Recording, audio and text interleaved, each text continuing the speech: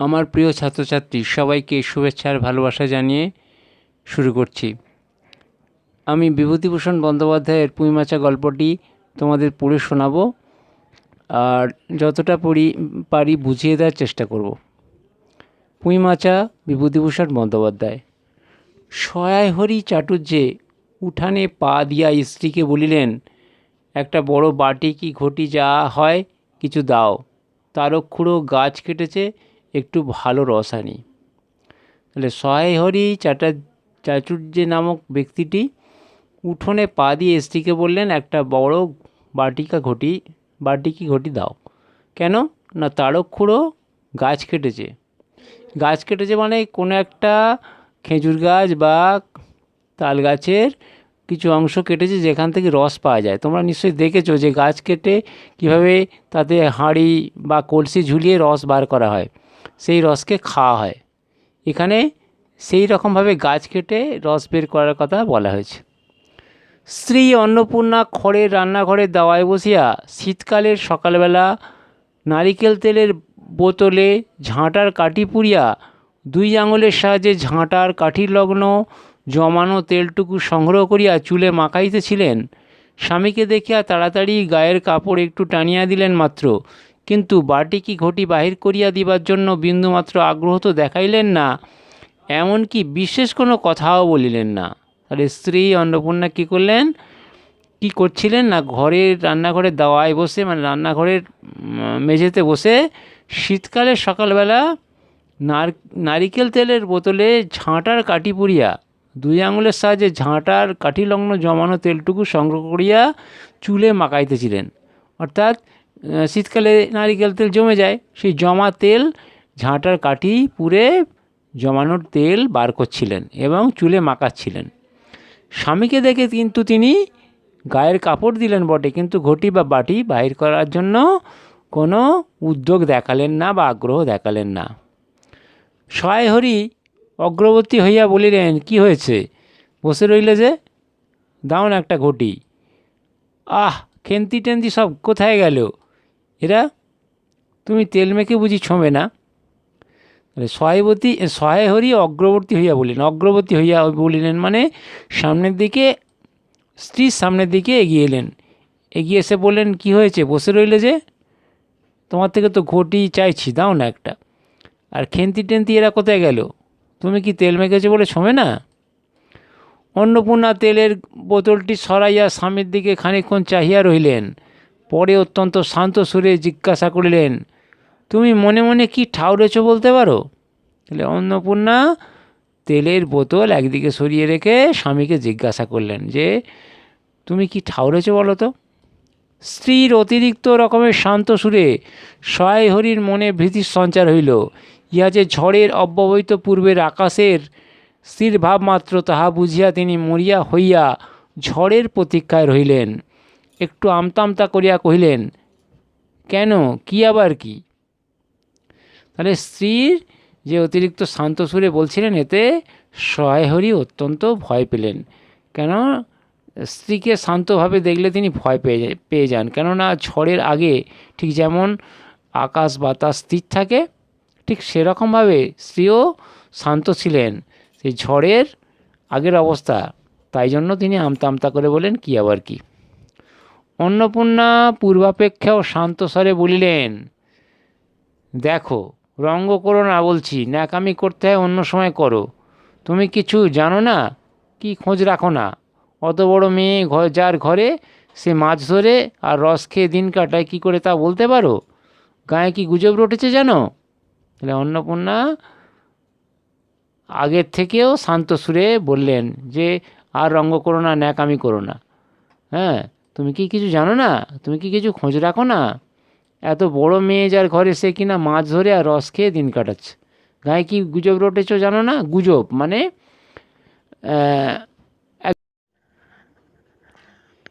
কি গুজব জিজ্ঞাসা করো গিয়ে চৌধুরীদের বাড়ি। কি গুজব জিজ্ঞাসা করো গিয়ে চৌধুরীদের বাড়ি।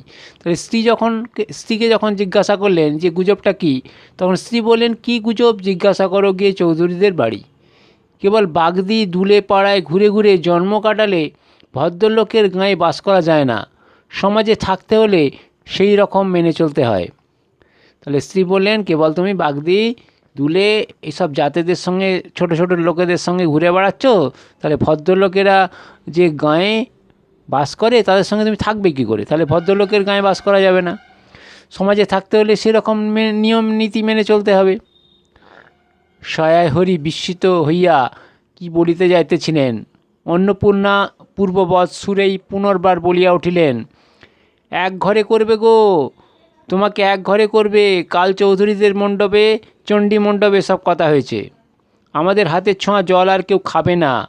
আশীর্বাদ হয়ে মেয়ের বিয়ে হলো না, ও নাকি উচ্চুজ্ঞ করা মেয়ে, গাঁয়ের কোন কাজে তোমাকে আর কেউ বলবে না। যাও, ভালোই হয়েছে তোমার। এখন গিয়ে দুলে বাড়ি বাগদি বাড়ি উঠে বসে দিন কাটাও। তাহলে সয়াহরি বিস্মিত হয়ে তার স্ত্রীকে কিছু বলতে যাচ্ছিলেন, এমন সময় অন্নপূর্ণা অর্থাৎ তার স্ত্রী আবার একই রকম সুরে বললেন, আমাদেরকে এক ঘরে করবে। এক ঘরে ব্যাপারটা হচ্ছে যে সেই মানুষটার সঙ্গে সমস্ত সম্পর্ক বিচ্ছিন্ন, তার সঙ্গে কোনো রকম সম্পর্ক থাকবে না।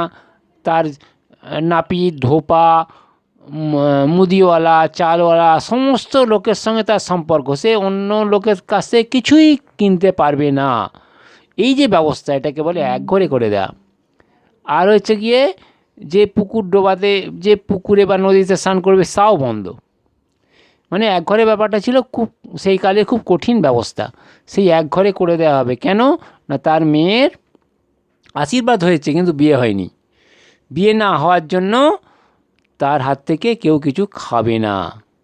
সেই জন্য প্রচণ্ড রেগে গিয়ে সহায় হরিবাবুর স্ত্রী অন্নপূর্ণা, সহায় হরিবাবুকে অন্নপূর্ণা এই কথাগুলি বলছিলেন।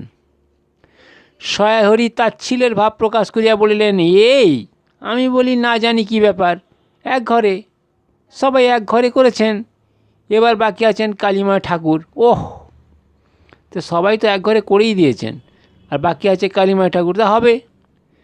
অন্নপূর্ণা তেলে বেগুনে জ্বলিয়া উঠিলেন, কেন তোমাকে এক ঘরে করতে বেশি কিছু লাগে নাকি? তুমি কি সমাজের মাথা না একজন মাতব্বর লোক? চাল নেই, চুলো নেই, এক কড়ার মুরদ নেই, চৌধুরীরা তোমায় এক ঘরে করবে, তা এমন কঠিন কথা কি? আর সত্যিই তো। এদিকে ধাড়ি মেয়ে হয়ে উঠল। হঠাৎ স্বর নামাইয়া বলিলেন, হলো যে 15 বছরের, বাইরে কমিয়ে বলে বেড়ালে কি হবে? লোকের চোখ নেই? পুনরায় গলা উঠাইয়া বলিলেন, না বিয়ে দেবার গা না কিছু, আমি কি যাব পাত্র ঠিক করতে? তাহলে স্ত্রী তেলে বেগুনে জ্বলে উঠলেন, উঠে বললেন, এক ঘরে করতে আর কি বেশি লাগে? তোমার তো কিছুই নেই, তোমার তো বড় নও তুমি, তাহলে তোমাকে এক ঘরে করবে না তো কী করবে? হ্যাঁ, আর মেয়ের বয়স তো 15 হয়ে ওভারটেক করে গেল। আমরা একটু কমিয়ে বলছি বটে, কিন্তু লোকের কি চোখ নেই? তারা কি দেখতে পাচ্ছে না? আর আমি কি পাত্র খুঁজতে বেরোবো? আমি স্ত্রী লোক, আমি কি পাত্র খুঁজতে বেরোবো মেয়ের জন্য? সশরীরে যতক্ষণ স্ত্রীর সম্মুখে বর্তমান থাকিবেন, স্ত্রীর গলার সুর ততক্ষণ কমিবার কোনো সম্ভাবনা নাই বুঝিয়া সহায় হরি দা হইতে তাড়াতাড়ি একটি কাঁসার বাটি উঠাইয়া লইয়া খিড়কি দুয়ার লক্ষ্য করিয়া যাত্রা করিলেন। কিন্তু খিড়কি দুয়ারে একটু এদিকে কি দেখিয়া হঠাৎ থামিয়া গেলেন এবং আনন্দপূর্ণ স্বরে বলিয়া উঠিলেন, এসব কী রে খেন্তি মা, এসব কোথা থেকে আনলি? ও এই যে। তাহলে যতক্ষণ সশরীরে তিনি স্ত্রীর সামনে থাকবেন ততক্ষণ স্ত্রীর গলায় এরকমই সুর বেরোবে, এরকমই কথাবার্তা বেরোবে। তাই তিনি কি করলেন, দাওয়া থেকে মানে উঠোন থেকে একটা কি করলেন, কাঁসার বাটি, দা মানে দৌড়, উঠোন নয় সরি, দা মানে দৌড়, দৌড় থেকে একটি কাঁসার বাটি উঠিয়ে নিলেন, নিয়ে খিড়কির দুয়ার মানে খিড়কির দৌড় দিয়ে বেরোতে যাবেন, এমন সময় দেখলেন যে তার মেয়ে খেন্তি কী সব এনেছে, এবং তিনি তার মনে প্রচণ্ড আনন্দ হলো। আনন্দপূর্ণ স্বরে বলিয়া উঠিলেন, এসব কী রে খেন্তিমা, এসব কোথা থেকে আনলি? ও এই যে ইত্যাদি ইত্যাদি।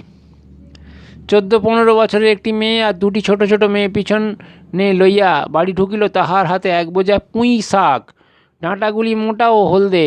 হলদে চেহারা দেখিয়া মনে হয় কাহারা পাকা পুঁই গাছ উপড়াইয়া ফেলিয়া উঠানের জঙ্গল তুলিয়া দিতেছিল। মেয়েটি তাহাদের উঠানের জঞ্জাল প্রাণপণে তুলিয়া আনিয়াছে। ছোট মেয়ে দুটির মধ্যে একজনের হাত খালি, অপরটির হাতে গোটা 2-3 পাকা পুঁই পাতা জড়ানো কোনো দ্রব্য। তাহলে সহেহরি বাবু আনন্দিত হয়েছিলেন, কারণ তার 14-15 বছরের মেয়েটি পুঁই শাক নিয়ে, ডাঁটা নিয়ে ঘরে প্রবেশ করেছিল। এই পুঁই শাকের প্রতি তার একটা দুর্বলতা ছিল, তাই জন্যে তিনি আনন্দে বলে উঠেছিলেন যে কোথা থেকে আনলি। আর ওই 14-15 বছরের মেয়েটির সঙ্গে আরও 2টো মেয়ে ছিল, ছোট ছোট বাচ্চা, তাদেরও কারো হাত খালি আর কারো পুঁই শাকের পাতা জড়ানো, আর পুঁই শাকের পাতা জড়ানো কোনো দ্রব্য ছিল। বড় মেয়েটি খুব লম্বা, গোলগাল চেহারা, মাথার চুলগুলো কৃষ্ণ ও অগোছালো বাতাসে উড়িতেছে। মুখখানা খুব বড়, চোখ দুটো ডাগর ডাগর ও শান্তা, সরু সরু কাঁচের চুড়িগুলো 2 পয়সা ডজনের একটি সেফটি পিন দিয়া একত্র করিয়া আটকানো। পিনটির বয়স খুঁজিতে যাইলে প্রাগৈতিহাসিক যুগে গিয়া পড়িতে হয়।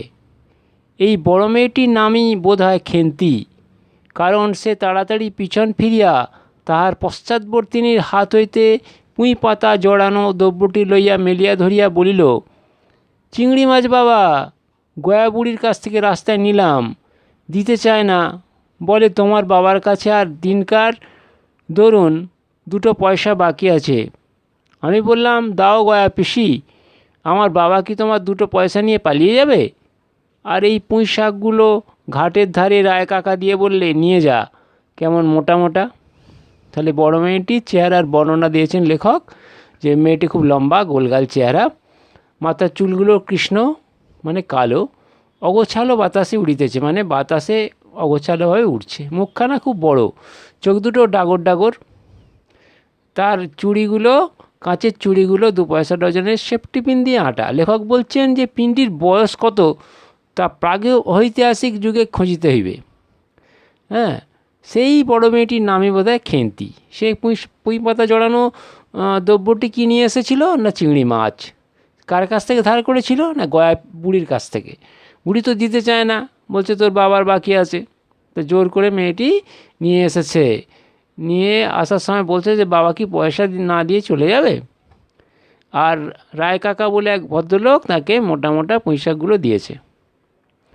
অন্নপূর্ণা দেওয়া হইতেই অত্যন্ত ঝাঁঝের সহিত চিৎকার করিয়া উঠিলেন, নিয়ে যা, আহা কি অমর্ত্যই তোমাকে তারা দিয়েছে, পাকা পুঁইডাটা কাঠ হয়ে গিয়েছে, 2 দিন পরে ফেলে দিত, নিয়ে যা। আর উনি তাদের আগাছা উঠিয়ে নিয়ে এসেছেন, ভালোই হয়েছে, তাদের আর নিজেদের কষ্ট করে কাটতে হলো না। যত পাথুরে বোকা সব মরতে আসে আমার ঘাড়ে ধাড়ি মেয়ে, বলে দিয়েছি না তোমায় বাড়ির বাইরে কোথাও পা দিও না, লজ্জা করে না এ পাড়া সে পাড়া করে বেড়াতে। বিয়ে হলে যে 4 ছেলের মা হতে, খাওয়ার নামে আর জ্ঞান থাকে না, না? কোথায় শাক, কোথায় বেগুন, আর একজন বাড়াচ্ছেন কোথায় রস, কোথায় ছাই, কোথায় পাঁশ, ফেল বলছে সব, ফেল। তাহলে অন্নপূর্ণা দাওয়া থেকে ঝাঁঝের সঙ্গে বলতে লাগলেন যে যে যা দিচ্ছে তোমরা তাই নিয়ে চলে এসেছো, তারা আগাছা উঠিয়ে দিয়ে ভালোই হয়েছে। আর তুমি ধাড়ি মেয়ে, তোমার তো এখানে সেখানে যা বারণ, তোমাকে তো বলেছিলাম বাড়ির বাইরে পা দেবে না, তা তুমি কি করলে না বাড়ির বাইরে গিয়ে শাক বেগুন এসব নিয়ে বেড়াচ্ছ। আর তোমার বাবা কী বলছে, কোথায় রস, কোথায় ছাই, কোথায় পাঁশ, বলে অত্যন্ত রাগের সঙ্গে বললেন ওগুলো সব ফেলে দে। মেয়েটি শান্ত অথচ ভয় মিশ্রিত দৃষ্টিতে মার দিকে চাহিয়া হাতের বাঁধন আলগা করিয়া দিল। পুঁই শাকের বোঝা মাটিতে পড়িয়া গেল। অন্নপূর্ণা বকিয়া চলিলেন, যা তো রাধি, ও আপদগুলো টেনে খিড়কির পুকুরে ধারে ফেলে দিয়ে আয়, ফের যদি বাড়ি বার হতে দেখেছি তবে ঠ্যাং খোঁড়া করি তো। তাহলে মেয়েটি শান্ত ভয় মিশ্রিতভাবে মায়ের দিকে তাকিয়ে পুঁই শাকের বোঝা ফেলে দিল। আর অন্নপূর্ণা বললেন, যা তো রাধি, অন্য মেয়েটির সম্ভবত নাম রাধি, যা খিড়কির পুকুরে ফেলে দিয়ে আয়। আর মেয়েকে বললেন, যদি আবার বেরিয়েছিস তো তোর ঠ্যাং খোঁড়া করে দেবো। বোঝা মাটিতে পড়িয়া গিয়াছিল। ছোটো মেয়েটি কলের পুতুলের মতন সেগুলি তুলিয়া লইয়া খিড়কি অভিমুখে চলিল, কিন্তু ছোটো মেয়ে অত বড় বোঝা আংড়াইতে পারিল না। অনেকগুলি ডাঁটা এদিকে ওদিকে ঝুলিতে ঝুলিতে চলিল। সহায় হরির ছেলেমেয়েরা তাদের মাকে অত্যন্ত ভয় করিত। তাহলে বোঝা পড়িয়া গিয়েছিল, ছোটো মেয়ে যার নাম রাধি, সে কী করছিল, সেই বোঝাটা সমেত খিড়কির অভিমুখে যাচ্ছিল। আর সহায় হরি আর তার মেয়েরা যে অন্নপূর্ণাকে খুব ভয় করত, সে বিষয়ে কোনো সন্দেহ ছিল না বলে লেখক বলেছেন। সহায় হরি আমতা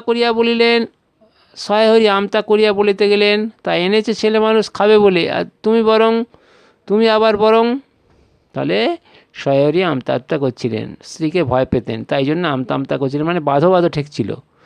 পুঁইশাকের বোঝা লইয়া যাইতে যাইতে ছোট মেয়েটি ফিরিয়া দাঁড়াইয়া মার মুখের দিকে চাহিল।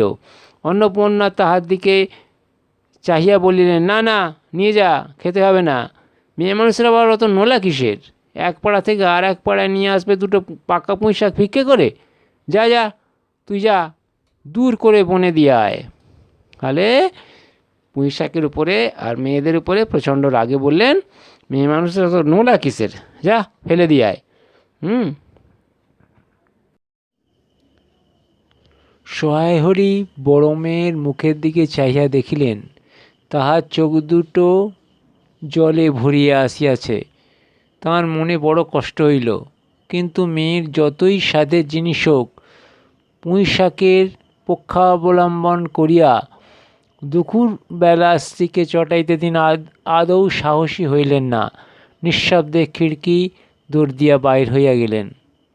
তাহলে সহায় হরি বড় মেয়ের মুখের দিকে চেয়ে দেখলেন যে তার দুটি চোখ জলে ভরে গেছে।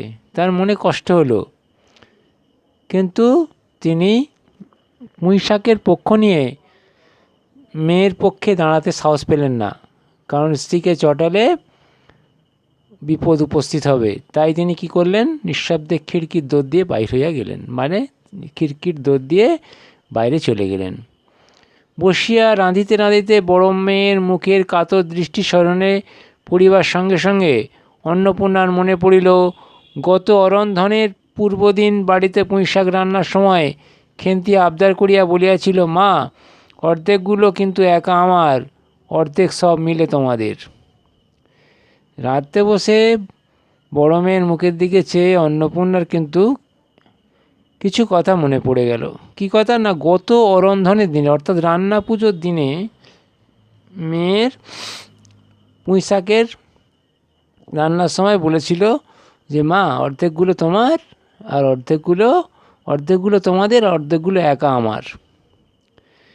বাড়িতে কেউ ছিল না, তিনি নিজে গিয়া উঠানের ও খিড়কির দোরের আশপাশে যে ডাঁটা পড়িয়া ছিল সেগুলি কুড়াইয়া লইয়া আসিলেন।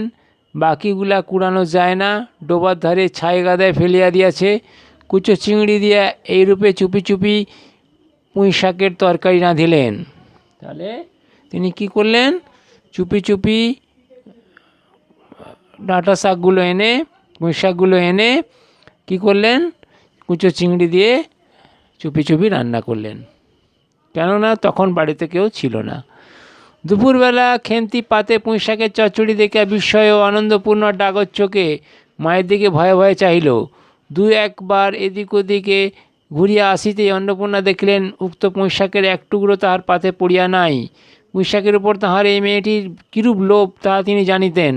জিজ্ঞাসা করিলেন, কিরে খেন্তি, আর একটু চচ্চড়ি দিই?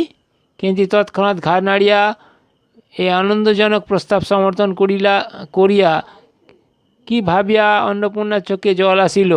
চাপিতে গিয়া তিনি চোখ উঁচু করিয়া চালের বাতায় গোঁজা ডাল হইতে শুকনা লঙ্কা পাড়িতে লাগিলেন। তাহলে দুপুরবেলা কিন্তু যখন খেতে বসেছিল তখন সেই পুঁইশাকের চচ্চড়ি দেখে তার ভীষণ আনন্দ হলো। আনন্দপূর্ণ চোখে তিনি মায়ের দিকে তাকিয়ে রইল। তারপর অন্নপূর্ণা দেখলেন যে পুঁইশাকের এক টুকরো তার পাতে আর নেই, তার মেয়ের পাতে আর নেই। তিনি তখন বললেন যে, আর একটু নিবি? তখন অন্নপূর্ণা তাকে পুঁইশাক দিলেন এবং তার চোখ দিয়ে জল এলো। কালী মায়ের চণ্ডীমণ্ডপে সেদিন বৈকালবেলা সহায় হরির ডাক পড়িল। সংক্ষিপ্ত ভূমিকা ফাঁদিবার পর কালীমায় উত্তেজিত সুরে বলিলেন, সেসব দিন কি আর আছে ভায়া? এই ধরো কেষ্ট মুকুজ্জে, স্বভাব নইলে পাত্র দেব না করে কি কাণ্ডটাই করলে? অবশেষে কিনা হরির ছেলেটাকে ধরে পড়ে মেয়ের বিয়ে দেয়। তবে রক্ষ তারা কি স্বভাব? রাম বলো 6-7 পুরুষের ভঙ্গ, পচা ক্ষত্রিয়। পরে সুর নরম করিয়া বলিলেন, তা সমাজে সেসব শাসনের দিন কি আর আছে? দিন দিন চলে যাচ্ছে। বেশি দূর যাই কেন, এই যে তোমার মেয়েটি 13 বছরের। তাহলে কালীমায়ের চণ্ডীমণ্ডপে সেদিনই বিকালবেলা সহায়রীর ডাক পড়ল। আর কালীমায় উত্তেজিত স্বরে নানা রকম কথা বলতে বলতে তার মেয়ের কথা এসে গেল, যে তোমার মেয়ে তো 13 বছর হলো। সহায়রী বাধা দিয়া বলিতে গেলেন, এই শ্রাবণে 13। আহা, 13 আর মূলয় তফাৎ কিসের শুনি? 13 আর মূলয় তফাৎটা কিসের? সে 13ই হোক আর যাই 16ই হোক, চাই 50ই হোক, তাতে তো আমাদের দরকার নেই। সে তোমার হিসেব তোমার কাছে, কিন্তু পাত্রর আশীর্বাদ হয়ে গেল, তুমি বেঁকে বসলে কী জন্যে শুনি? ও তো একরকম উচ্চজ্ঞ করা মেয়ে। আশীর্বাদ হও যা, বিয়ে হও তা, 7 পাকের যা বাকি এই তো। সমাজে বসে এইসব কাজগুলো তুমি যে করবে আর আমরা বসে বসে দেখবো, এ তুমি মনে ভেবো না। সমাজের ব্রাহ্মণদের যদি চাঁদ মারবার ইচ্ছে না থাকে, মেয়ের বিয়ের বন্দোবস্ত করে ফেলো। পাত্তর রাজপুত্র না হলে পাত্তর মেলে না। গরিব মানুষ, দিতে তুতে পারবে না বলেই শ্রীমন্ত মজুমদারের ছেলেকে ঠিক করে দিলাম। লেখাপড়া নাই জানলো, জজ ম্যাজিস্ট্রেট না হলে কি মানুষ হয় না? দিব্যি বাড়ি, বাগান, পুকুর। শুনলাম এবার নাকি 20 জমিতে 4টি আমন ধানও করেছে। বাস রাজার হাল, 2 ভাইয়ের অভাব কি?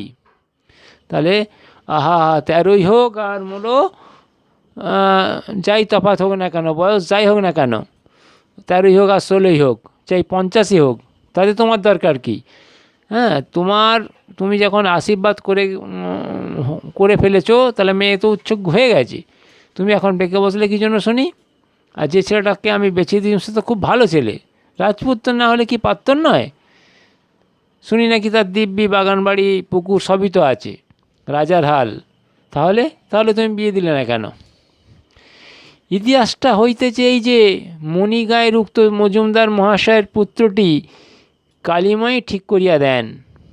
কেন কালীময় মাথা ব্যথা করিয়া সহায়রী মেয়ের বিয়ের সম্বন্ধ মজুমদার মহাশয়ের ছেলের সঙ্গে ঠিক করিতে গেলেন, তাহার কারণ নির্দেশ করিতে যাইয়া কেহ কেহ বলেন যে, কালীময় নাকি মজুমদার মহাশয়ের কাছে অনেক টাকা ধারেন, অনেক দিনের সুদ পর্যন্ত বাকি, শীঘ্র নালিশ হইবে ইত্যাদি।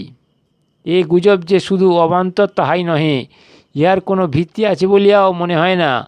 ইহা দুষ্টু পক্ষের রটনা মাত্র। যাই হোক, পাত্রপক্ষ আশীর্বাদ করিয়া যাওয়ার দিন কতক পরে সহায়রী টের পান পাত্রটি কয়েক মাস পূর্বে নিজের গ্রামে কি একটা করিবার ফলে গ্রামের এক কুম্ভকার বধূর আত্মীয় স্বজনের হাতে বেদম প্রহার খাইয়া কিছুদিন নাকি শয্যাগত ছিল। এরকম পাত্রে মেয়ে দিবার প্রস্তাব মনোপুত না হওয়ায় সহায়রী সে সম্বন্ধ ভাঙিয়া দেন। তাহলে এই যে মজুমদার মহাশয়ের পুত্রের সঙ্গে কালীময় বিয়ে দিতে চাচ্ছেন, তার একটা ইতিহাস ছিল। ইতিহাসটা কি? অনেকে বলেন কালীময় নাকি মজুমদারের কাছে অনেক টাকা ধার করে বসে আছেন, সেই জন্য সেই ধার থেকে রেহাই পাওয়ার জন্য তিনি মজুমদার মহাশয়ের ছেলের সঙ্গে বিয়ের সম্বন্ধ করেছেন। কিন্তু সহায়রী কেন বিয়েটা ভেঙেছিলেন? না, তিনি শুনতে পেয়েছিলেন পাত্রটি নাকি কোনো কুম্ভকার বধূর আত্মীয় স্বজনের হাতে বেদম প্রহার খেয়েছিলেন, কারণ তার চরিত্র ঠিক ছিল না। সেই চরিত্রহীন ছেলের সঙ্গে মেয়ের বিয়ে দেবে না বলেই সহায়রী সম্বন্ধ ভাঙিয়া দিয়েছিলেন।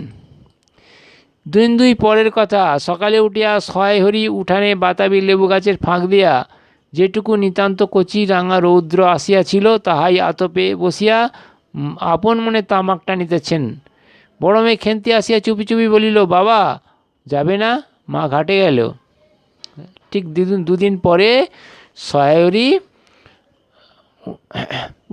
ঘুম থেকে উঠে বাতাবি লেবুর ফাঁক দিয়ে রৌদ্রটাকে দেখছিলেন আর বসে বসে তামাক খাচ্ছিলেন। এমন সময় তার বড় মেয়ে এসে চুপি চুপি বলল, বাবা যাবে না? মা ঘাটে গেল। সহায়রী একবার বাড়ির পাশের ঘাটের পথের দিকে কি জানি কেন চাহিয়া দেখিলেন, পরে নিম্নস্বরে বলিলেন, যা শিগগির শাওলখানা নিয়ে আয় দেখি। কথা শেষ করিয়া তিনি উৎকণ্ঠার সহিত জোরে জোরে তামাক টানিতে লাগিলেন এবং পুনরায় একবার কি জানি কেন খিড়কির দিকে সতর্ক দৃষ্টি নিক্ষেপ করিলেন। ইতিমধ্যে প্রকাণ্ড ভারী একটা লোহার শাবল দুই হাত দিয়ে আঁকড়াইয়া ধরিয়া খেন্তি আসিয়া পড়িল।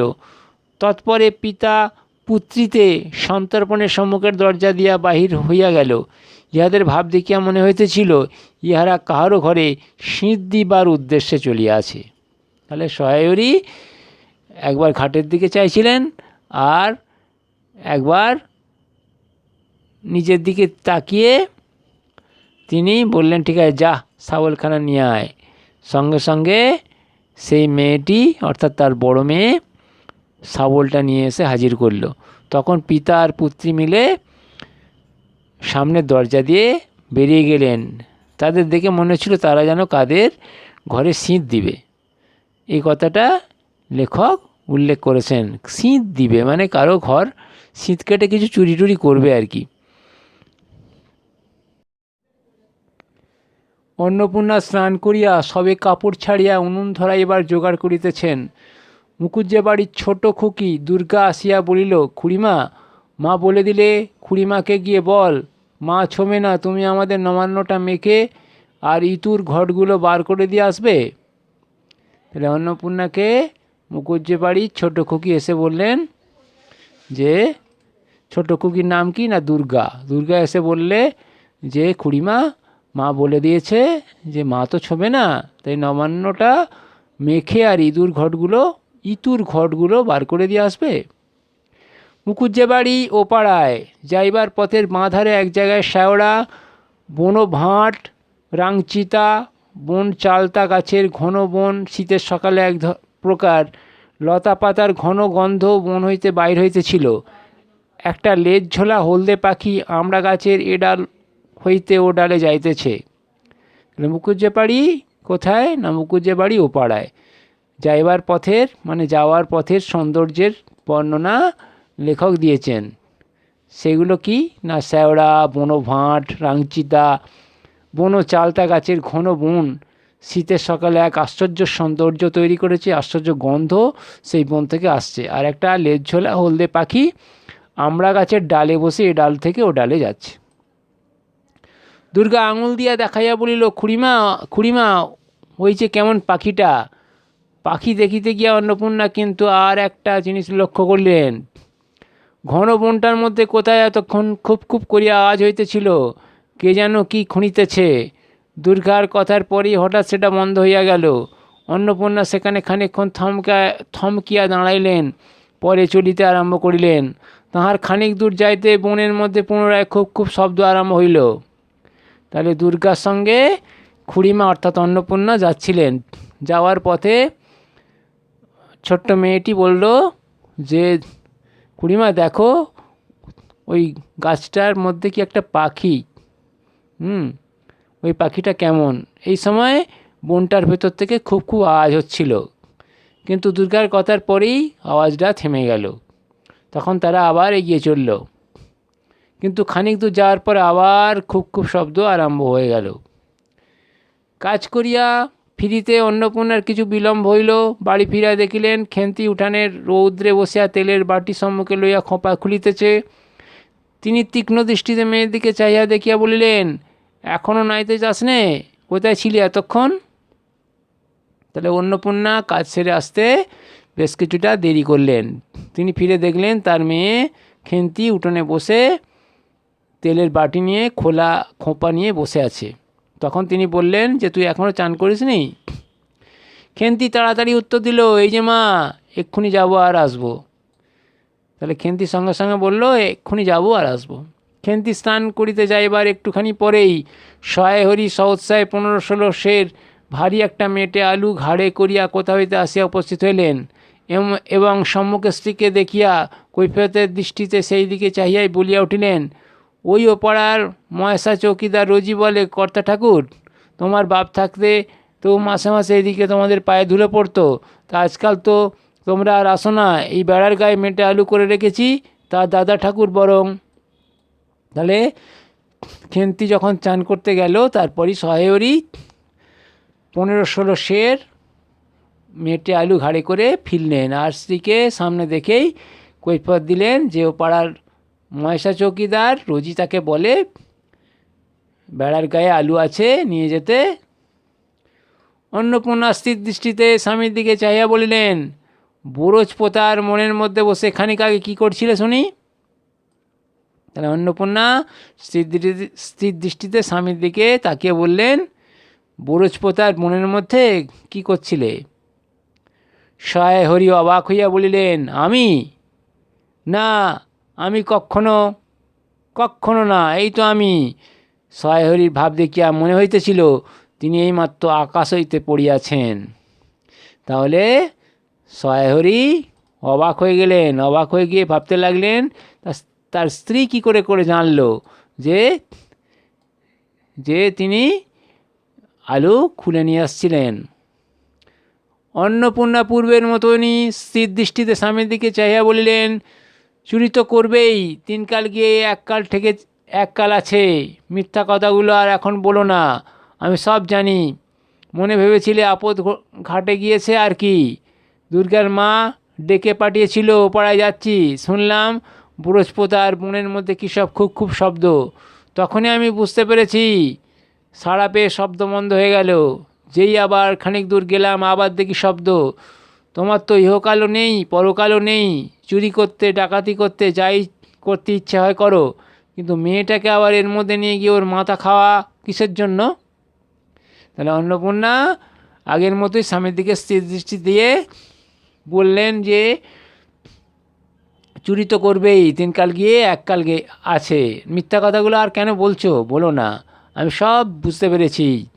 যখন আমি ওখান দিয়ে যাচ্ছিলাম, বৃহস্পতার বনের পাশ দিয়ে যাচ্ছিলাম, তখন খুব শব্দ আসছিল, তখনই আমি বুঝতে পেরেছি। তারপরে আমি আমার যখন গলার শব্দ পেলে তখন সব বন্ধ হয়ে গেছিলো। হ্যাঁ, তুমি তোমার জীবনটা কাটিয়ে দিয়েছো, তোমার ইহকালও নেই পরকালও নেই, কিন্তু মেয়েটাকে তুমি নিয়ে যাচ্ছ কেন? মেয়েটাকে নিয়ে গিয়ে তার মাথা খাচ্ছ কিসের জন্য? সহায়হরি হাত নাড়িয়া বৃহস্পতায় তাহার উপস্থিত থাকার বিরুদ্ধে কতকগুলি প্রমাণ উত্থাপন করিবার চেষ্টা করিতে গেলেন, কিন্তু স্ত্রীর চোখের দৃষ্টির সামনে তাহার বেশি কথা যোগাইল না, বা কথিত উক্তিগুলির মধ্যে কোনো পৌরাশ্চর্য সম্বন্ধ খুঁজিয়া পাওয়া গেল না। তাহলে সহায়হরি তার স্ত্রীকে বোঝানোর চেষ্টা করলেন, কিন্তু বোঝাতে পারলেন না। আধ ঘন্টা পরে খেন্তি স্নান সারিয়া বাড়ি ঢুকিলা। সম্মুখস্থ মেটে আলুর দিকে একবার আর চোখে চাহিয়াই নিরীহ মুখে উঠানের আলনায় অত্যন্ত মনোযোগের সহিত কাপড় মেলিয়া দিতেছিল। অন্নপূর্ণা ডাকলেন, খেন্তি এদিকে একবার আয় তো, শুনে যা। তাহলে আধ ঘন্টা পরে খেন্তি স্নান সেরে যখন বাড়ি ঢুকলো, তখন সম্মুখস্থ মানে সামনের মেটে আলুর দিকে একবার আর চোখে চেয়ে নিরীহ মুখে মনোযোগের সঙ্গে কাপড় মেলতে লাগলো। অন্নপূর্ণা ডাকলেন যে, খেন্তি এদিকে আয়। মায়ের ডাক শুনিয়া খেন্তির মুখ শুকাইয়া গেল। সেই ইতস্তত করিতে করিতে মার নিকটে আসিলে তিনি জিজ্ঞাসা করিলেন, এই মেটে আলুটা দুজনে মিলে তুলে এনেছিস না? তাহলে মা যখন ডাকলেন তখন খেন্তির মুখ শুকিয়ে গেল। ইতস্তত করে সে মায়ের কাছে যেতে মা জিজ্ঞাসা করলেন যে, এই মেটে আলুটা দুজনে মিলে তুলে এনেছিস তাই না?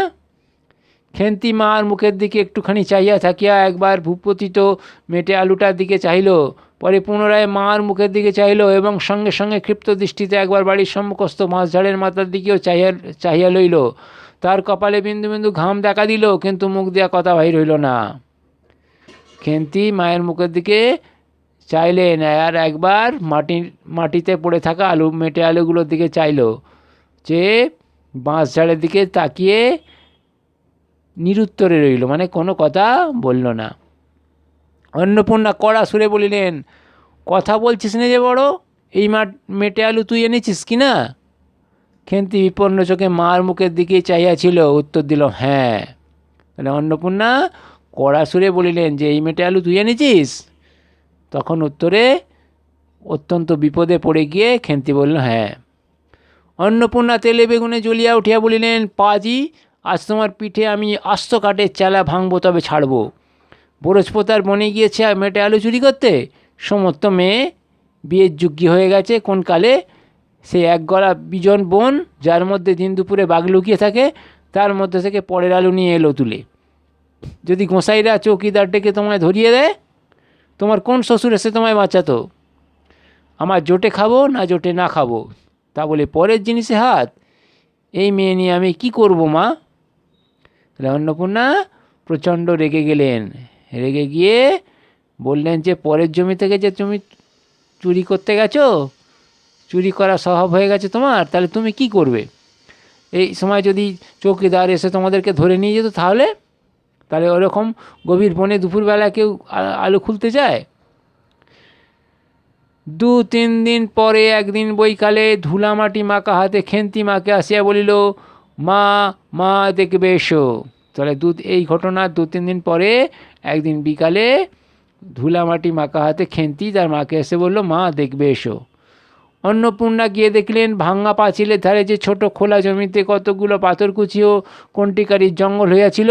খেন্তি ছোট বোনটিকে লইয়া সেখানে মহা উৎসাহে তরকারির আওলাদ করিবার আয়োজন করিতেছে এবং ভবিষ্যম্ভাবী নানাবিধ কাল্পনিক ফলমূলের অগ্রদূত স্বরূপ বর্তমানে কেবল একটিমাত্র শীর্ণকায় পুঁইশাকের চারা কাপড়ের ফালির গন্তিবন্ধ হইয়া ফাঁসি হইয়া যাওয়া আসামির মতন ঊর্ধ্বমুখে একখণ্ড শুষ্ক কঞ্চির গায়ে ঝুলিয়া রইয়াছে। ফলমূলাদির অবশিষ্টগুলি আপাতত তাঁর বড় মেয়ের মস্তিষ্কের মধ্যে অবস্থিতি করিতেছে। দিনের আলো এখনও বাহির হয় নাই। তাহলে অন্নপূর্ণাকে ডেকে নিয়ে যেতে অন্নপূর্ণা দেখলেন যে পাঁচিলের গায়ে যে খোলা ছোট্ট জায়গাটা আছে সেখানে পাথরকুচি আর কণ্টিকারির জঙ্গলে একটা ছোট্ট পুঁইশাক গাছের শীর্ণকায় চারা আস্তে আস্তে শুষ্ক কঞ্চির মতো ঝুলিয়া রইয়াছে। হ্যাঁ, অন্নপূর্ণা হাসিয়া বলিলেন, দূর পাগলি, এখন পুঁই ডাঁটার চারা পোঁতে কখনো? বর্ষাকালে পুঁততে হয়, এখন যে জল না পেয়ে মরে যাবে। তাহলে অন্নপূর্ণা হেসে বললেন যে এখন কি কেউ পুঁই চারা পোঁতে? বর্ষাকালে পুঁততে হয়, এখন তো মরে যাবে। খেন্তি বলিল, কেন? আমি রোজ জল ঢালবো। খেন্তি বলল, আমি রোজ জল ঢালবো। অন্নপূর্ণা বলিলেন, দেখ, হয়তো বেঁচে যেতেও পারে। আজকাল রাতে খুব শিশির হয়, খুব শীত পড়িয়াছে। সকালে উঠিয়া সহায় হরি দেখিলেন তাহার 2 ছোট মেয়ে দোলাই গায়ে বাঁধিয়া রোদ উঠিবার প্রত্যাশায় উঠানের কাঁটাল তলায় দাঁড়াইয়া আছে। একটা ভাঙা ঝুড়ি করিয়া খেন্তি শীতে কাঁপিতে কাঁপিতে মুকুজ্জে বাড়ি হইতে গোবর কুড়াইয়া আনিল। সহায়হরি বলিলেন, হেমা খেন্তি, তা সকালে উঠে জামাটা গায়ে দিতে তোর কি হয়? দেখ দেখি এই শীত। তাহলে অন্নপূর্ণা বলিলেন যে বেঁচে যেতেও পারে, আজকাল তো খুব শিশির পড়ে তাই। এদিকে তার সকালে উঠিয়া সহায়হরি দেখিলেন তার 2 ছোট ছোট মেয়ে দোলাই গায়ে দিয়ে রোদের প্রত্যাশায় কাঁটাল তলায় দাঁড়িয়ে আছে, আর ভাঙা ঝুড়িতে করে শীতে কাঁপতে কাঁপতে খেন্তি মুকুজ্জে বাড়ি থেকে গোবর কুড়িয়ে আনছে। তিনি বললেন যে মা, এত সকালে উঠে জামাটা না গায়ে দিয়ে এইসব কাজ করতে কেন গেছিস? আচ্ছা দিচ্ছি বাবা, কই শীত? তেমন তো। হ্যাঁ, মেয়েটি উত্তরে বলল, বাবা দিচ্ছি, কই শীত তো তেমন লাগছে না। হ্যাঁ দে মা, এক্ষুনি দে, অসুখ বিসুখ 5 রকম হতে পারে, বুঝলি নে। সহায়হরি বাইর হইয়া গেলেন। ভাবিতে ভাবিতে গেলেন, তিনি কি অনেক দিন মেয়ের মুখে ভালো করিয়া চাহেন নাই? খেন্তির মুখ এমন সুস্থি হইয়া উঠিয়াছে। তাহলে তিনি ভাবতে ভাবতে বের হয়ে গেলেন। আর ভাবতে লাগলেন যে তিনি কি অনেক দিন তার মেয়ের মুখ ভালো করে দেখেননি। খেন্তিকে তো খুব সুন্দর দেখতে হয়ে উঠেছে। জামার ইতিহাস নিম্নলিখিত রূপা বহু বৎসর অতীত হইল। হরিপুরের রাসের মেলা হইতে সহায়হরি কালো সার্জের এই 2.5 টাকা মূল্যের জামাটি ক্রয় করিয়া আনেন।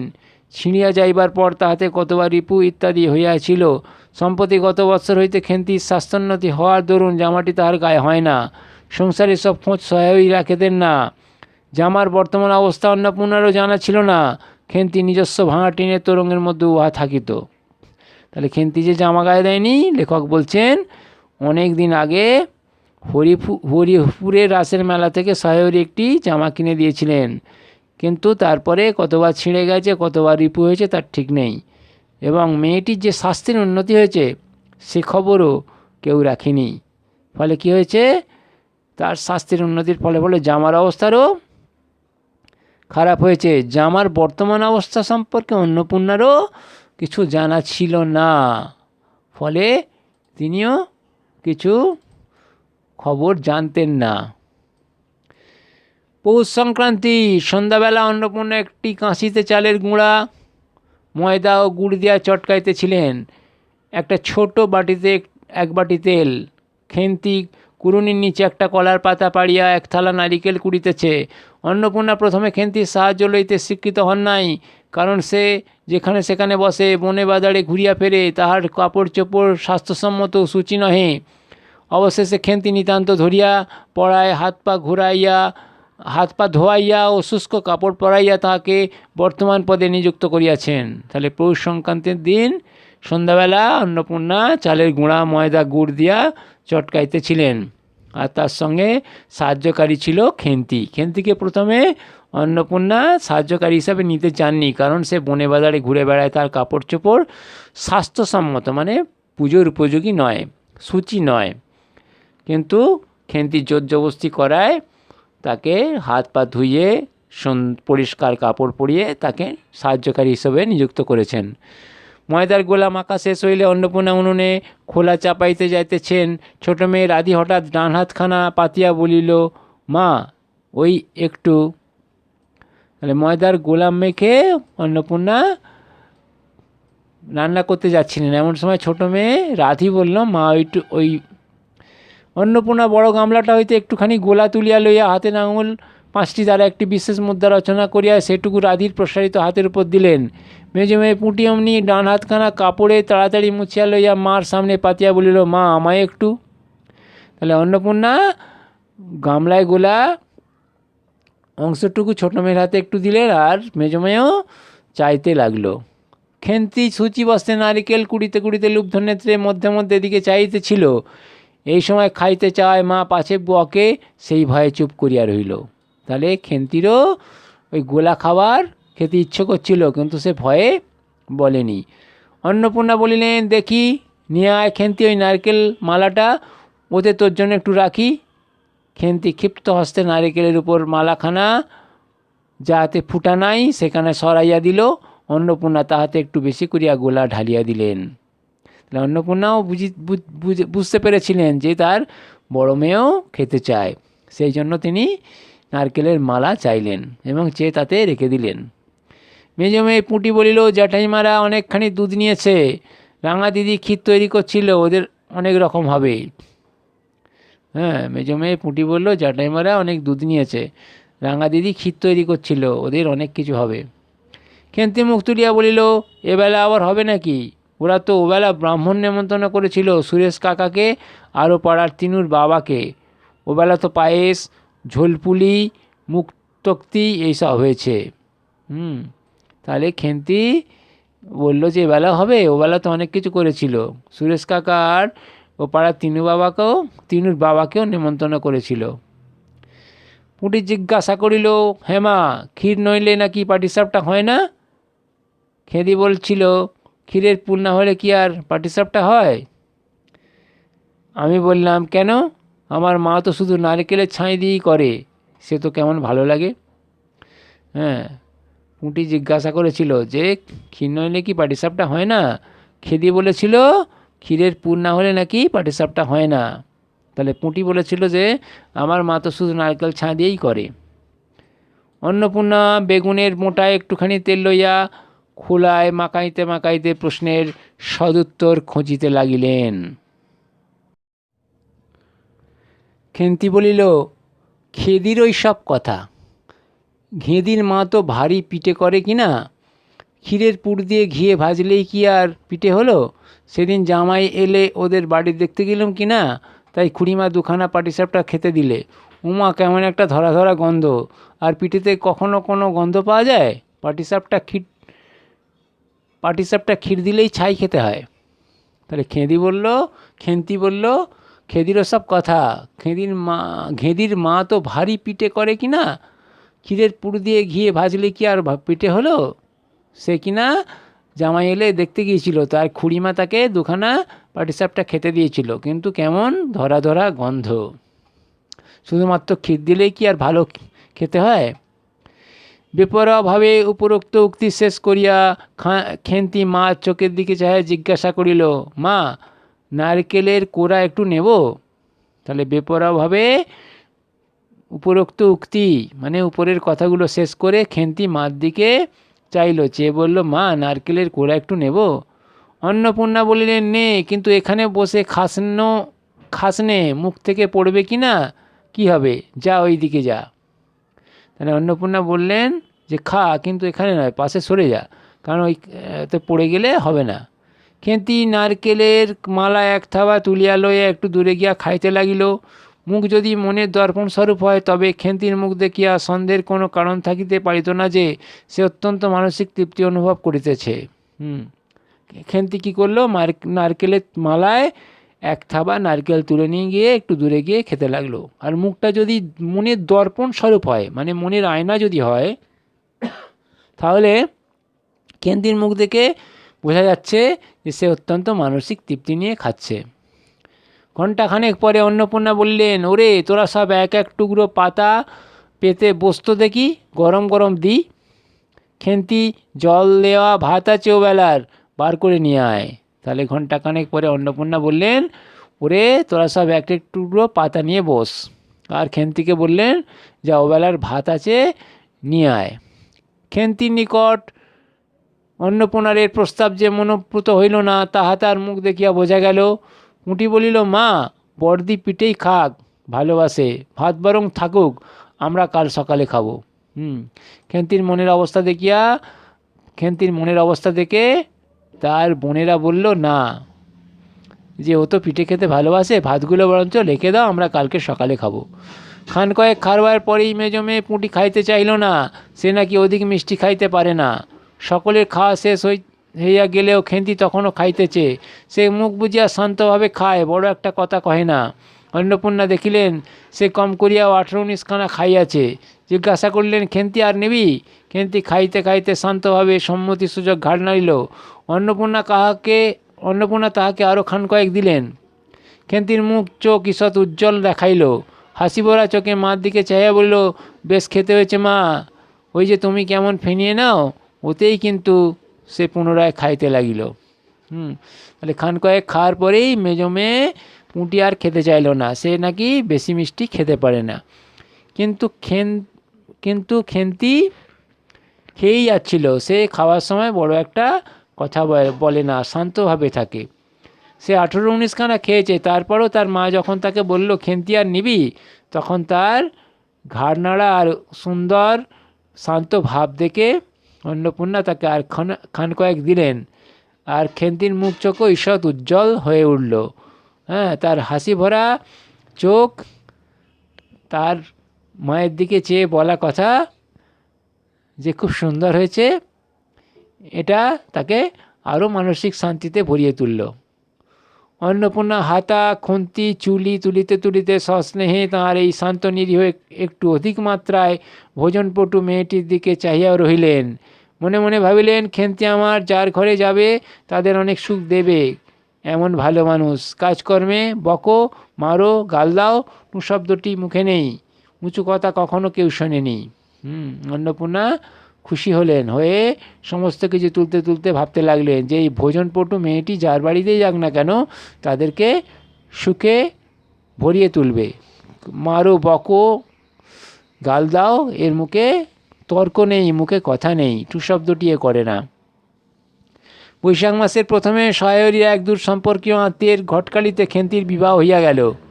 দ্বিতীয় পক্ষে বিবাহ করিলেও পাত্রটির বয়স 40-এর খুব বেশি কোনো মতেই হইবে না। তবুও প্রথমে এখানে অন্নপূর্ণা আদৌ ইচ্ছুক ছিলেন না, কিন্তু পাত্রটি সঙ্গতিপন্ন, শহর অঞ্চলে বাড়ি, সিলেট চুন ও ইটের ব্যবসায় 2 পয়সা নাকি করিয়াছে, এরকম পাত্র হঠাৎ মেলাও বড় দুর্ঘট কিনা। তাহলে বৈশাখ মাসের প্রথমে শহরের এক দূর সম্পর্কীয় আত্মীয়ের ঘটকালিতে খেন্তির বিয়ে হয়ে গেল। দ্বিতীয় পক্ষের পাত্রটির বয়সও প্রায় 40-এর কাছাকাছি। কিন্তু পাত্রটি বেশ সঙ্গতিপন্ন হওয়ায় তার সঙ্গে তার বিয়ে দিয়ে দিল, কারণ এরকম পাত্র মেলা দুষ্কর, তাই আর তারা না করেনি। জামাইয়ের বয়স একটু বেশি। প্রথমে অন্নপূর্ণা জামাইয়ের সম্মুখে বাইর হইতে একটু সংকোচ বোধ করিতেছিলেন, পরে পাছে খেন্তির মনে কষ্ট হয়, এই জন্য বরণের সময় তিনি খেন্তির সুপুষ্ট হাতখানি ধরিয়া জামাইয়ের হাতে তুলিয়া দিলেন। চোখের জলে তাহার গল বন্ধ হইয়া আসিল, কিন্তু বলিতে পারিলেন না। জামাইয়ের বেশি বয়স বলে প্রথমে অন্নপূর্ণা জামাইয়ের সামনে বেরোতে চাননি, কিন্তু খেন্তি কষ্ট পাবে এই ভেবে তিনি অবশেষে বরণ করে নিলেন। বাড়ির বাহির হইয়া আমলকি তলায় বেহারা সুবিধে করিয়া লইবার জন্য বরের পালকি একবার নামাইল। অন্নপূর্ণা চাহিয়া দেখিলেন বেড়ার ধারে নীল রঙের মেদি ফুলের গুচ্ছগুলি যেখানে নত হইয়া আছে, খেন্তির কম দামের বালুচরের রাঙা চেলির আঁচলখানা পালকির বাহির হইয়া সেখানে লুটাইতেছে। তার এই অত্যন্ত অগোছালো নিতান্ত নিরীহ এবং একটু অধিক মাত্রায় ভোজনপটু মেয়েটিকে পরের ঘরে অপরিচিত মহলে পাঠাইতে তাঁর বুক উদ্বেল হইয়া উঠিতেছিল। খেন্তিকে কি অপরে ঠিক বুঝিবে? তাহলে বাড়ির বাইরে যখন বরের পালকি তোলা হচ্ছিল, তখন অন্নপূর্ণা দেখলেন যে তার মেয়েটি পালকি থেকে কাপড় লুটোচ্ছে। তার এই নিরীহ মেয়েটির কথা কি কেউ বুঝবে? ভাবতে লাগলেন তিনি। তার বুক উদ্বেল হয়ে উঠল, অর্থাৎ তার বুকে যে দুঃখ, সেই দুঃখ যে বেদনা, সেটা এসে গেল। তিনি বুঝতে পারছিলেন যে এই অধিক ভোজনপ্রিয় মেয়েটিকে পরের ঘরে গেলে সত্যি কি তার যত্ন হবে? যাইবার সময় খেন্তি চোখের জলে ভাসিতে ভাসিতে সান্ত্বনা সুরে বলিয়াছিল, মা, আষাঢ় মাসে আমাকে এনো, বাবাকে পাঠিয়ে দিও, 2 মাস তো। যাওয়ার সময় খেন্তি চোখের জলে ভাসতে ভাসতে সান্ত্বনা সুরে বলেছিল, মা, আষাঢ় মাসে আমাকে আনতে পাঠিও, 2 তো মাস মোটে। ও পাড়ার ঠান্দিদি বলিলেন, তোর বাবা তোর বাড়ি যাবে কেন রে? আগে নাতি হোক তবে তো। আর ও পাড়ার ঠান্দিদি বলেছিলেন যে আগে নাতি হোক তারপরে তো যাবে। খেন্তির মুখ লজ্জায় রাঙা হইয়া উঠিল। জল ভরা ডাগর চোখের ওপর একটুখানি লাজুক হাসির আভা মাখাইয়া সে একগুঁয়েমি সুরে বলিল, না, যাবে না বই কি, দেখো তো কেমন না যান। খেন্তির মুখটা ঠান্দিদির কথায় লাল হয়ে উঠেছিল, তবুও খেন্তি বলেছিল, না, কেমন যায় দেখি। ফাল্গুন চৈত্র মাসের বিকেলবেলা উঠানের মাচায় রৌদ্রে দেওয়া আমসত্ত্ব তুলিতে তুলিতে অন্নপূর্ণার মন হু হু করিত। তাঁর অনাচারী ললাভী মেয়েটি আজ বাড়িতে নাই যে, কোথা হইতে বেড়াইয়া আসিয়া লজ্জাহীনার মতো হাতখানি পাতিয়া মিনতির সুরে উনি বলিবে, মা, বলবো একটা কথা, ওই কোনটা ছিঁড়ে একটুখানি। ফাল্গুন চৈত্র মাসে অন্নপূর্ণা আমসত্ত্ব রোদে দিয়ে তুলতে তুলতে তার মনে এলো বড় মেয়ের কথা, সেই লোভী মেয়েটির কথা, যে কিনা কোথা থেকে এসে বলতো, মা, আমাকে একটু ছিঁড়ে দাও না, কোনটা একটু ছিঁড়ে দাও না, ইত্যাদি। 1 বছরের উপর হইয়া গিয়াছে। পুনরায় আষাঢ় মাস, বর্ষা নামিয়াছে। ঘরের দাওয়ায় বসিয়া সহায়হরি প্রতিবেশী বিষ্ণু সরকারের সহিত কথা বলিতেছিলেন। সহায়হরি তামাক সাজিতে সাজিতে বলিলেন, তুমি ধরে রাখো, ওরকম হবেই। দাদা, আমাদের অবস্থা লোকের উঠছে, ভালো কি আর জুটবে? তাহলে 1 বছর হয়ে গেছে। আবার একবার বর্ষা, আষাঢ় মাস এসে গেছে। দাওয়ায় বসেছিলেন সহায়হরি আর তার প্রতিবেশী বিষ্ণু সরকার। বলছিলেন, আমরা তো খুব গরিব, আমাদের আর এর থেকে ভালো কি জুটবে? বিষ্ণু সরকার তালপাতার চাটাইয়ের উপর হইয়া বসিয়াছিলেন। দূর হইতে দেখিলে মনে হইবার কথা তিনি রুটি করিবার জন্য ময়দা চটকাইতেছেন। গলা পরিষ্কার করিয়া বলিলেন, না, ওসব তো আর, তাছাড়া আমি যা দেব নগদই দেব। তোমার মেয়েটির হয়েছিল কি?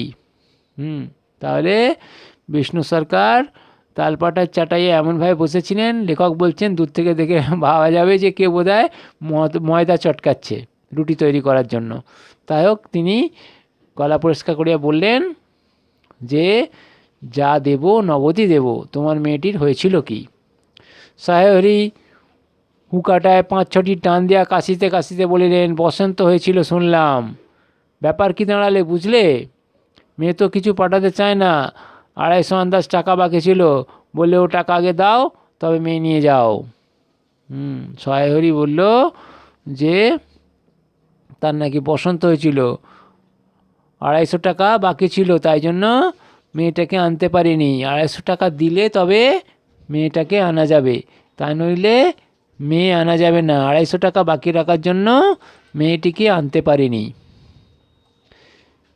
একেবারে চামার। কেউ একেবারে চামার বললেন।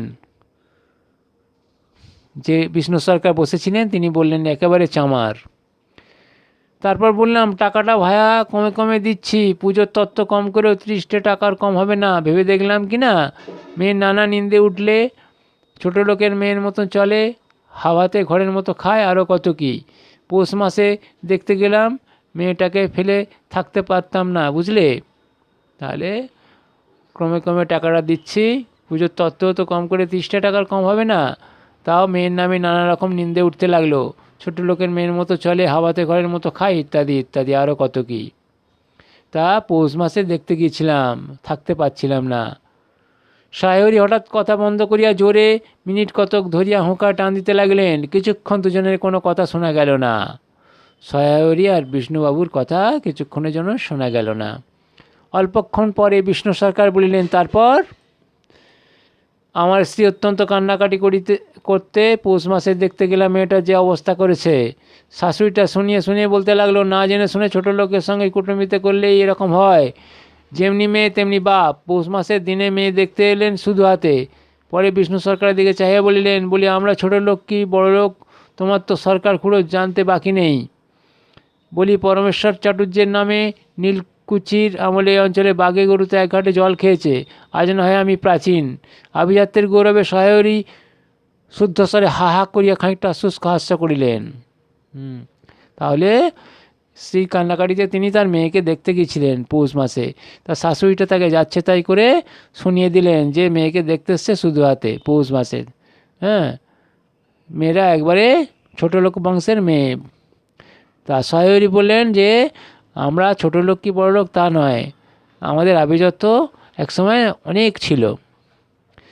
বিষ্ণু সরকার সমর্থনসূচক একটা অস্পষ্ট শব্দ করিয়া বার কত ঘাড় নাড়িলেন। বিষ্ণু সরকার সহায়রীর আভিজাত্যের গৌরবের কথা সমর্থন করলেন, করে ঘাড় নাড়তে লাগলেন। তারপর ফাল্গুন মাসেই তার বসন্ত হলো। এমন চামার, বসন্ত গায়ে বেরোতেই টালায় আমার এক দূর সম্পর্কের বোন আছে, একবার কালীঘাটে পুজো দিতে তার খোঁজ পেয়েছিল, তারই ওখানে ফেলে রেখে গেল। আমায় না একটা সংবাদ না কিছু, তারা আমায় সংবাদ দেয়, তা আমি গিয়ে।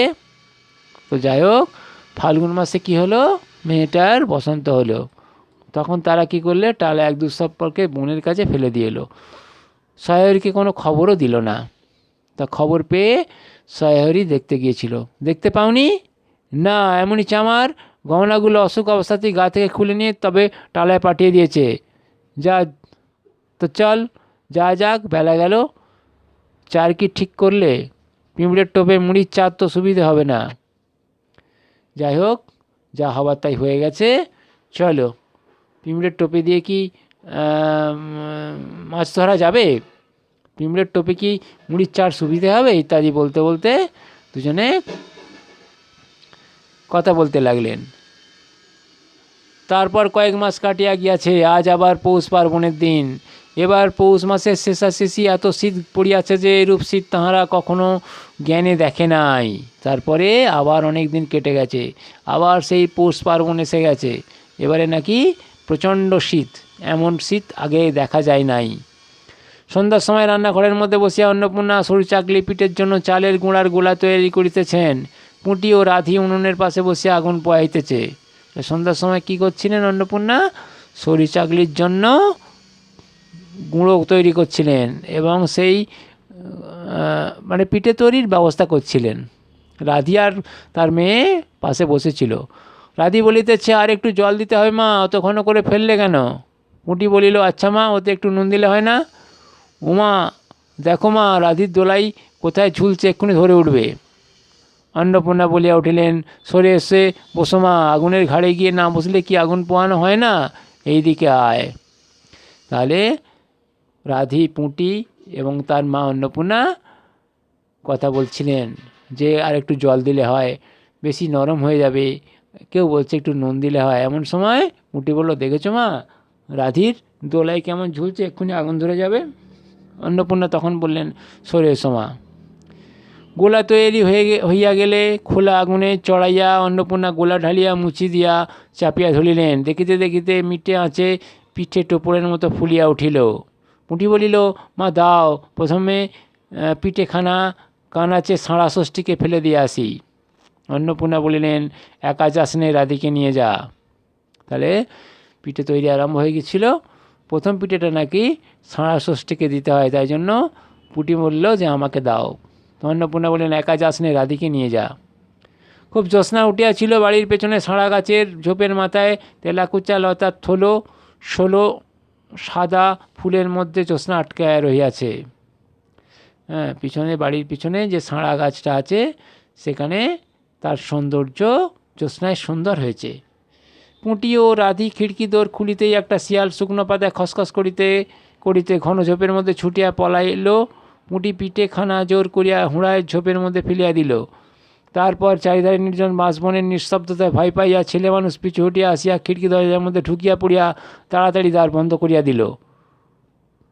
তাহলে রাধি ও পুঁটি কী করল,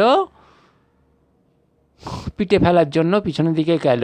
খিড়কির দরজা খুলে যখন তারা পিঠে ফেলছিল তখন তারা শিয়ালের ভয়ে তাড়াতাড়ি দৌড় দিয়ে দিল। পুঁটি ও রাধি ফিরিয়া আসিলে অন্নপূর্ণা জিজ্ঞাসা করলেন, দিলি?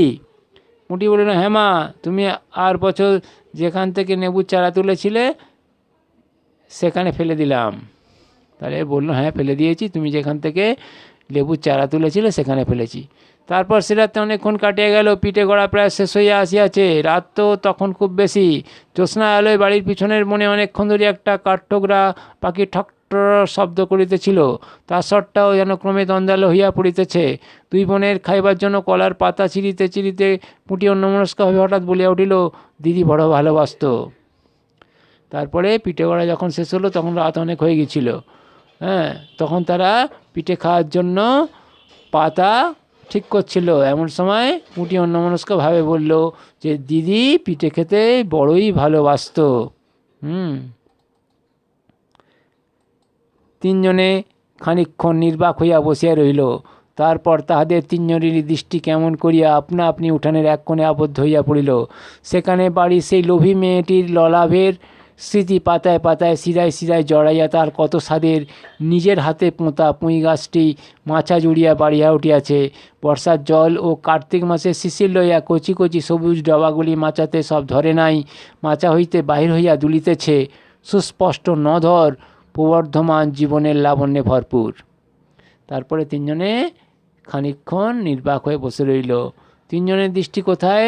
না, উঠোনের এক কোণে, যেখানে সেই লোভী মেয়েটির হাতে বসানো হাতে পোঁতা পুঁই গাছটি মাচা জুড়িয়া বাড়িয়া উঠিয়াছিল। বর্ষার জল খেয়েছিল, কার্তিকের শিশির খেয়েছিল, খেয়ে সে কচি কচি সবুজ ডগাগুলি এত সুন্দর হয়েছিল যে মাচাতে সব ধরে নাই, মাচা হইতে বাহির হইয়া দুলিতেছে। সুস্পষ্ট নধর, প্রবর্ধমান জীবনের লাবণ্যে ভরপুর। সেগুলো মাচা থেকে ঝুলছিল। সে সুস্পষ্ট নধর, প্রবর্ধমান এবং জীবনের লাবণ্যে ভরপুর। এই লাইনগুলো দিয়ে লেখক এই পুঁই মাচা গল্পটি শেষ করেছেন।